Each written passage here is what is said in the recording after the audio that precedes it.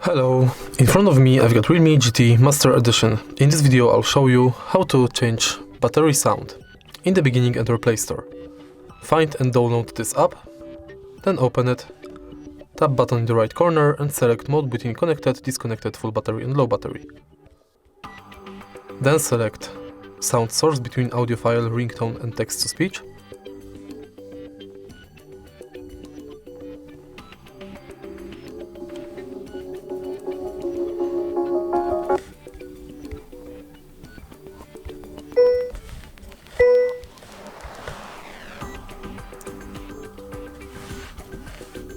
Disconnected.